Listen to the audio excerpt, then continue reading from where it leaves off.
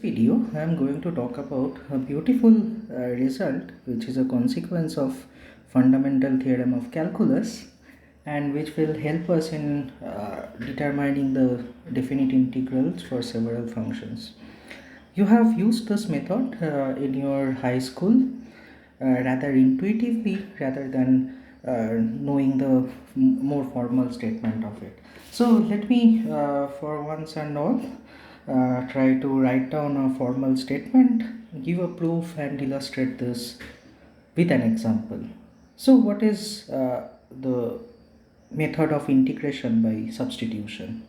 So here I would need two functions. So let f from the closed interval ab to r be a continuous function. We should remember the constraints that we have always, otherwise we will not be able to apply this to cases where it can be applicable, or maybe misapply our theorems to cases where they do not apply. So let phi from ab to r be a continuous function, and phi so the first function was f and the next function is phi.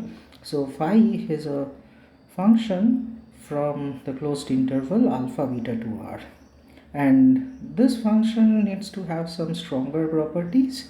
So let this be a continuously differentiable function. So what is a continuously differentiable function? I think I have told you about this kind of functions before, but let me recall that a continuously differentiable function means that the first order derivative is continuous. So it means that phi prime is continuous. Okay.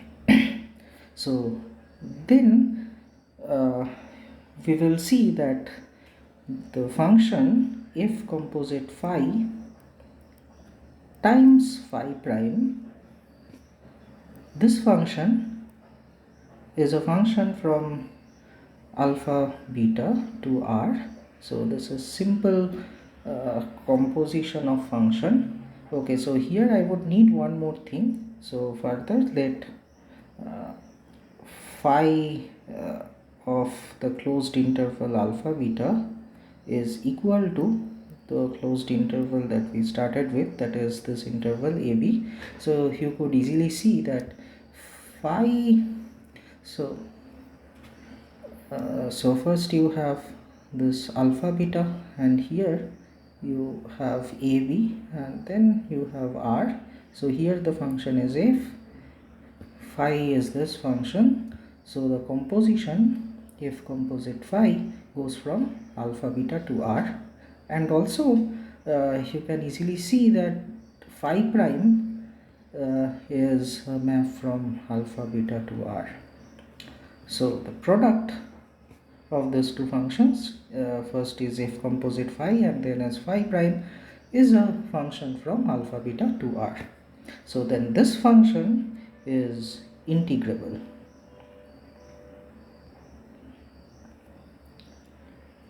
And how do we integrate this function? Also integral. So now we want to integrate this function that we are talking about.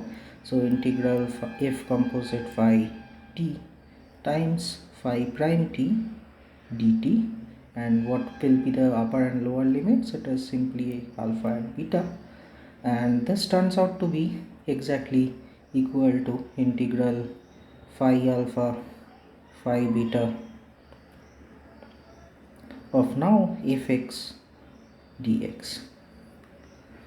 So I will give a proof of this theorem shortly, but let me first look at an example on how to apply this to several cases. So first we look at the following example. So what is our example? So our task is to evaluate the integral 01 t 1 minus t square. As I was saying that you have used this method of substitution before when you were in high school, rather tentatively. So what you would do, that is, you would take a function to be 1 minus t squared, differentiate it, and then this differential will use up this factor t. But let me try to formalize this. So to apply the method of integration by substitution, what you would need alpha beta, so an interval alpha beta. You would need a function phi from alpha beta which goes to ab, and then a function which is a real valued function on the closed interval ab. This function is phi, this function is f. So and you would also need f to be continuous, and you would also need phi to be continuously differentiable. Let me write a shorthand for this so that the lecture is not too long. Okay, so here you can see that our integral is from 0 1. So if you would like to compare this, so we would need phi alpha phi beta to be somewhat 0 and 1. So AB, this is already decided, 0 1. So R, so we need f, and I will also define a function phi from the interval 0 1 to 0 1. So let me now check what are the functions. So define this fx to be square root of x. So you will take the positive square root always, and phi of t, let me simply write it down as 1 minus t square. So what does f composite phi of t look like? So f composite phi of t is f of phi t. What is phi t? Phi t is 1 minus t square. So f of 1 minus t square, and this is simply 1 minus t under root 1 minus t square, the positive square root, of course. Also you have phi prime t. Phi prime t is equal to minus 2t. This is fine. So now let us check whether these functions f and phi satisfy the conditions which are in the hypothesis of the proposition related to integration by parts. What do we need? We need f to be continuous. Is f continuous? Indeed it is continuous. So this function is continuous. Is phi continuously differentiable? So what is phi prime t? Phi prime t is minus 2t. It is continuous. So this function is differentiable and phi prime is continuous. So this function phi is continuously differentiable. So do not mess with phi and phi prime. So phi is continuously differentiable. So we can apply the proposition that we have just stated. So what do we have? So let me have a look at the proposition. So it says that integral from phi alpha to phi beta of fx. Okay, integral from phi alpha to phi beta of fx is nothing but integral from alpha beta f composite phi of t times phi prime of t dt. Okay, now we have computed everything almost. So what is alpha? Alpha is 0, beta 1, f composite phi under root 1 minus t square, phi prime t minus 2t dt. And what is this quantity? So you can see that phi alpha, what is phi of 0? Phi of 0 is 1. What is phi of 1? Phi of 1 is 0. fx dx. So our question becomes simpler now. What we were trying to compute, 0 1 t under root 1 minus t square dt. This was our task to start with. This has simply become, here is a minus 2, so minus 1 half 0 minus 1/2, and now it is 1 to 0 fx. So what was our fx? Fx was simply square root of x. Okay, square root of x dx. Now we told you about a convention that we are going to use for this kind of integral where the lower limit is bigger than the upper limit. So here it is simply going to be equal to minus half times minus of 0 1 square root x dx. Now we can simply apply the second fundamental theorem of calculus. You could see that an antiderivative of square root of x is given by x to the power 3 by 2 by 3 by 2. So we will use this, but please do check the conditions that are already given in the hypothesis of the second fundamental theorem of second part of the fundamental theorem of calculus, whether these functions satisfy this. So here it is going to be half times this integral, because the two minus signs absorb themselves to give a plus sign, and this integral is given by x to the power 3 by 2 divided by 3 by 2 evaluated from 0 to 1. So half times 1 to the power, okay, so let me write it down here, and this is 1 to the power 3 by 2. So the other term is 0 because x to the power 3 by 2 evaluated at 0 is 0. So what we get is simply 1 by 3. So this is how you formally make use of the integration by substitution. So let me now try to give a proof of this fact. So first let me try to draw a line so as to separate the example. Okay, it won't go below this. So now let me try to give you a proof very quickly and end this video.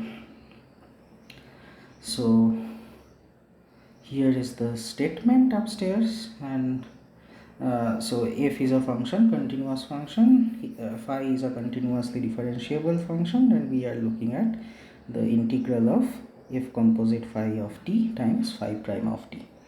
So how do we prove this? Okay, so let us see. Proof. So we define two functions to begin with.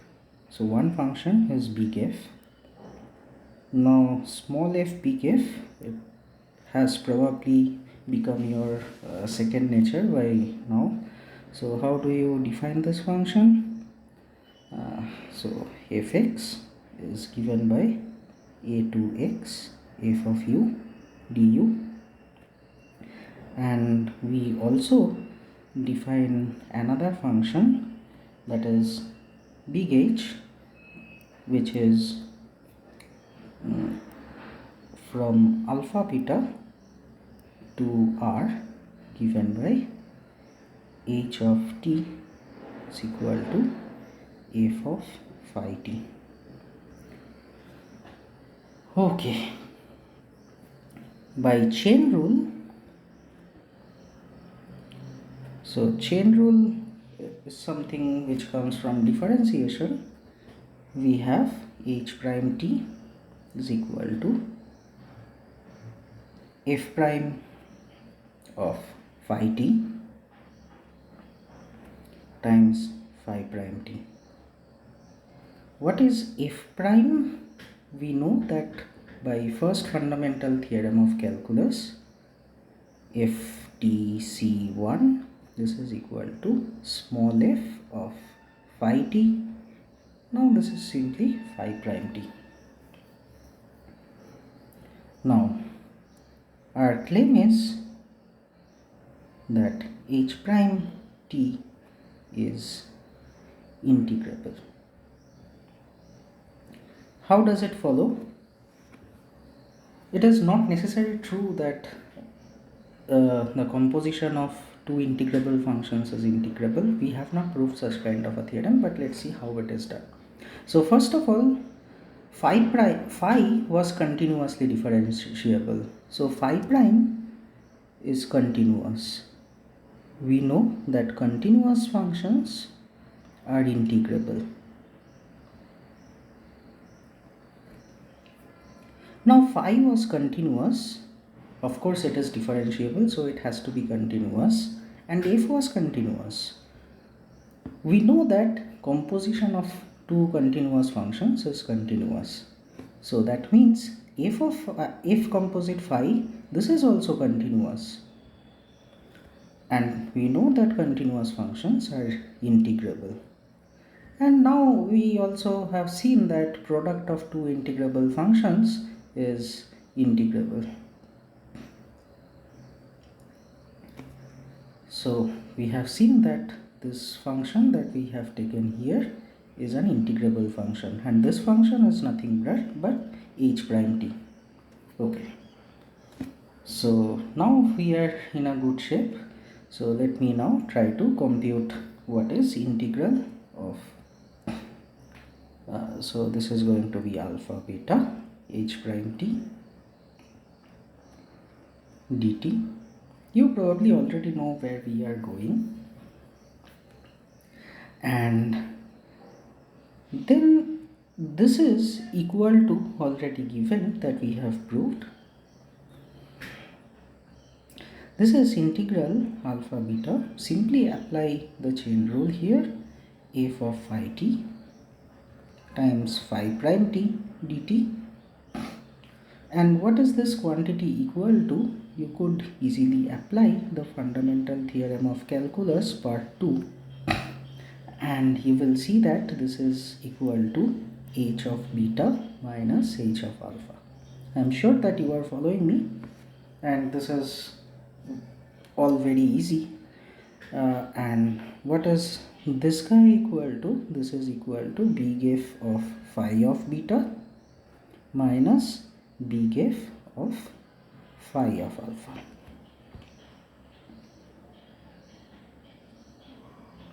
So we know that small f is continuous, so this big F is continuously differentiable and all these things, but we can simply write it as, using the fundamental theorem of calculus again, equal to f of x dx, where x runs from phi alpha to phi beta. So this completes our proof of integration by substitution. So we will get back to more properties in our upcoming videos. Thank you.